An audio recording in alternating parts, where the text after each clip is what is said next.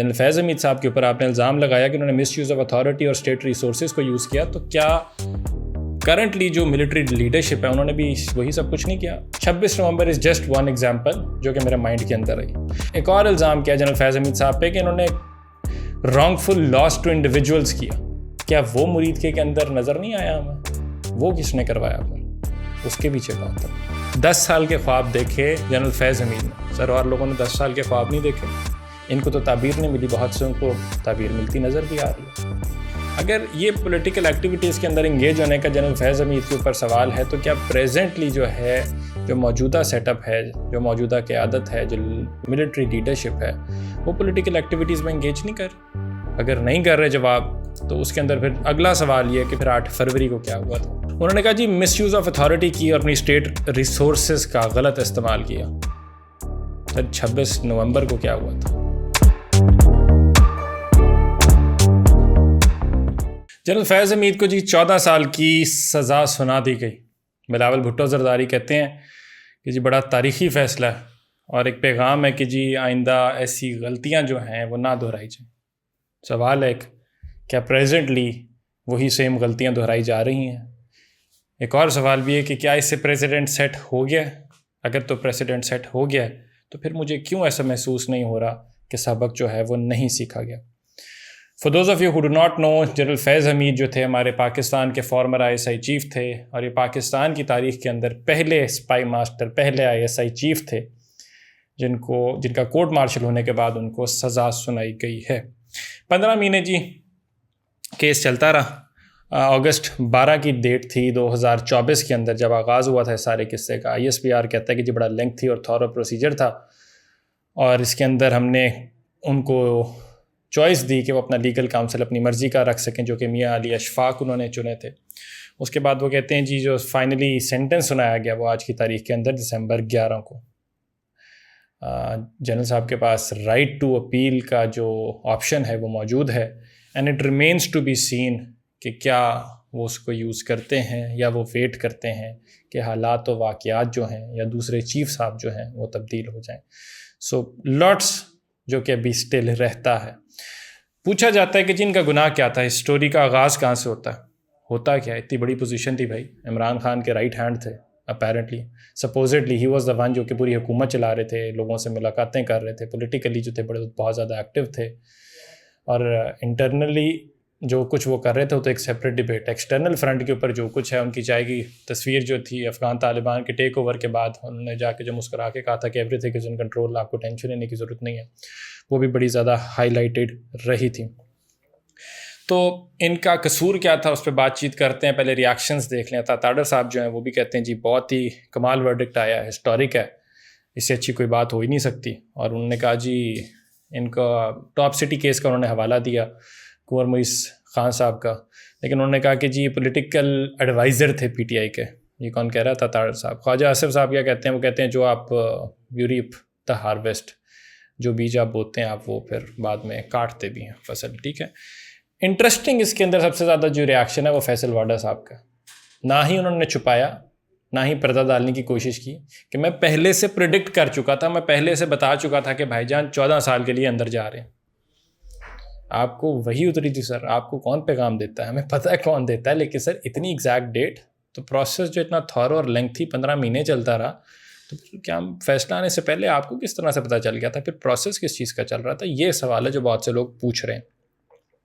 انہوں نے کہا جی 9 مئی کے جو کیس ہیں وہ چل رہے ہیں، بیکاز اپیرنٹلی جو پیک تھی جنرل فیض حمید صاحب کی، جس کے بعد ان کا ڈاؤن فال کا آغاز ہوا، وہ آرکیسٹریٹنگ دا May 9 انسیڈنٹ تھا، بتایا یہ چاہتا ہے، ان کے اوپر الزام یہ ہے، ٹھیک ہے، تجزیہ لوگوں کا یہ ہے اس کے اندر۔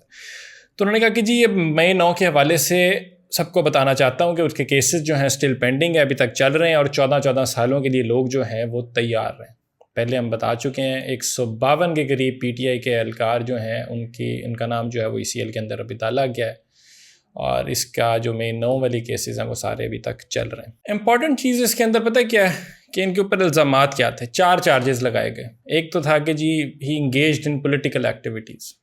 میں ایک سادہ سا سوال ہے میرا، very respectfully, very humbly, I have a question in my mind. اگر یہ پولیٹیکل ایکٹیویٹیز کے اندر انگیج ہونے کا جنرل فیض حمید کے اوپر سوال ہے، تو کیا پریزنٹلی جو ہے، جو موجودہ سیٹ اپ ہے، جو موجودہ قیادت ہے، جو ملٹری لیڈرشپ ہے، وہ پولیٹیکل ایکٹیویٹیز میں انگیج نہیں کر رہی؟ دس از اے کوشچن.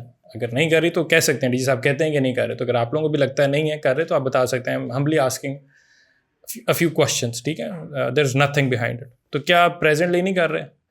اگر نہیں کر رہے جواب، تو اس کے اندر پھر اگلا سوال یہ ہے کہ پھر 8 فروری کو کیا ہوا تھا؟ فارم 45 کو فارم 47 میں کس نے بدلا تھا؟ تو اگر تو ان کے اوپر پہلا الزام یہ ہے کہ پولیٹیکل ایکٹیویٹیز میں انگیج تھے، تو پھر تو بھائی جان اور بھی بہت سے لوگ ہیں جو پولیٹیکل ایکٹیویٹیز کے اندر کرنٹلی انگیجڈ ہیں. انہوں نے کہا جی مس یوز آف اتھارٹی کی اور اپنی اسٹیٹ ریسورسز کا غلط استعمال کیا. سر 26 نومبر کو کیا ہوا تھا؟ اگر کچھ نہیں ہوا تھا تو آپ بتا سکتے ہیں مجھے. ہم ہمبلی آسکنگ اے فیو کوشچنس. ٹھیک ہے، ہو سکتا ہے میں غلط ہوں، اس لیے میں سوال پوچھ رہا ہوں کہ 26 نومبر کو کیا ہوا تھا؟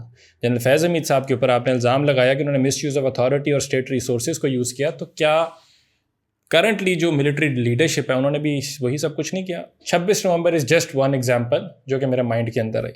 آپ پہ ایک اور الزام کیا جنرل فیض حمید صاحب پہ کہ انہوں نے wrongful loss to individuals کیا. ٹھیک ہے، اب وہ لاس ٹو انڈیویجول شاید مانیٹری ٹرمز کے اندر ہو. ٹھیک ہے، دوسرا بھی ہو سکتا ہے، لیکن میرے ذہن کے اندر صرف مانیٹری نہیں ہے، میرے اندر تو سر ہیومن لائفز کا لاس بھی آتا ہے. کیا وہ مرید کے اندر نظر نہیں آیا ہمیں؟ وہ کس نے کروایا؟ پھر اس کے پیچھے کون تھا؟ پھر اگر کوئی نہیں تھا، یہ الزامات صرف ان کے اوپر ہیں، تو مجھے بتا دیں، ہو سکتا ہے غلط ہوں، میں مان لوں گا. ٹھیک ہے، but I have a few questions جو کہ میں پوچھ رہا ہوں. And I'm not stating or claiming anything, just for the record. Point that I'm trying to make is کہ جب آپ ایک چیز کو اسٹیبلش کرتے ہو کہ جنرل فیض حمید کو کیس جو ہے، ان کو جو ہم نے 14 سال کی سزا سنائی ہے، اور یہ 3-4 ان کے اوپر جو ہم نے الزامات لگائے، اس کے بعد ہم ڈیٹرنس سیٹ کر رہے ہیں، انٹرنل ہم جو ہے اپنی اکاؤنٹیبلٹی کر رہے ہیں، تو سر اس کا کیا فائدہ؟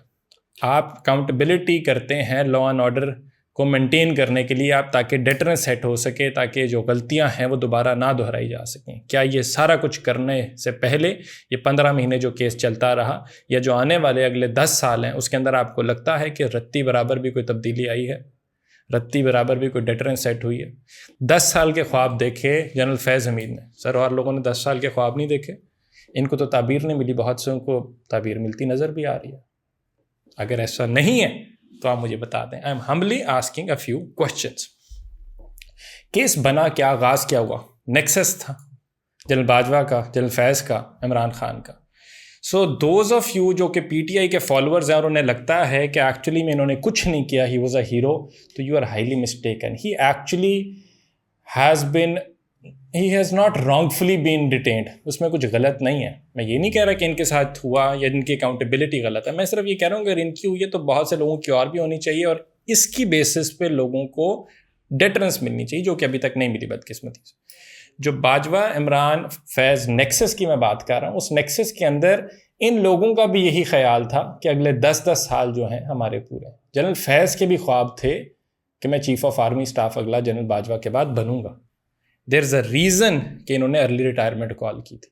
دیر از اے ریزن کہ عمران خان جو تھے وہ صدارتی نظام لانے کے خواب میں تھے. صدر پاکستان کے عہدے پر بیٹھ کر عمران خان بھی بظاہر یہ بتایا جاتا ہے، لگتا ایسا ہے کہ اگلے 10 سال رول کرنا چاہتے تھے. تو اٹ از دیئر. پرابلمس تو ہیں سر. جو آپ نے پولیٹیکلی جتنی زیادہ مینوورنگ کی جنرل فیض نے، it is no hidden secret, it is there for everyone to see. ٹھیک ہے، it has been reported across the world. So غلطی تو ہے. سوال وہی ہے جو میں 2-3 دفعہ پہلے ریپیٹ کر چکا ہوں کہ کیا اس سے ڈیٹرنس سیٹ ہو جائے گی؟ 26B جو ہے نا پاکستان آرمی ایکٹ کا، وہ پولیٹیکل ایکٹیویٹی کی ریسٹرکشنز کی بات کرتا ہے. اگین وہی والی باتیں جو میں نے ابھی تک پہلے کی ہیں.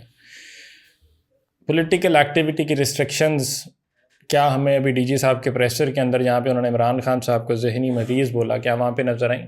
I don't think so. خیر، 26B کیا کہتا ہے سیکشن کا؟ وہ کہتا ہے کہ کوئی بھی بندہ جو کہ سبجیکٹ ہو آرمی ایکٹ کا، وہ ہی can not engage in any political activity whatsoever at least 2 سال ریٹائرمنٹ کے بعد، ریزگنیشن کے بعد، ڈسچارج کے بعد، ریموول کے بعد یا ڈسمسل کے بعد. ٹھیک ہے. اور اگر وہ کہتے ہیں کہ آپ کی جو پوزیشن جو ہے آپ نے سینسٹیو ہو، آپ کی جو کہ آپ کی جنرل فیض کے کیس کے اندر تھی، تو پھر یہ جو ڈیوریشن ہے یہ 5 سال کی چلی جاتی ہے. ٹھیک ہے. سیکشن 26A جو ہے یہ لگتا ہے آپ کا ڈسکلوجر آف سینسٹیو مٹیریل کا. ٹھیک ہے. آفیشیل سیکرٹس ایکٹ بھی اس کے اندر لگتا ہے، اور وہ بھی یہی چیز کہتے ہیں کہ it کرمنلائزز official sharing of official secrets. Having said all of this, general Faiz Hamid کا کیس اس لیے پریسیڈنٹل، جو کہ میں نے شروع میں بتایا کہ this is the first of its kind. Ex ISI chief, ان کا کورٹ مارشل ہونا، ان کو 14 سال کی لمبی سزا ہونا، ریگرس پنشمنٹ، تو that's historic. Will this set a deterrence? That is a question جس کا جواب میرا خیال ہے نفی کے اندر ہے. اگر آپ لوگوں کو لگتا ہے کہ it is going to happen تو good for you. Thank you G.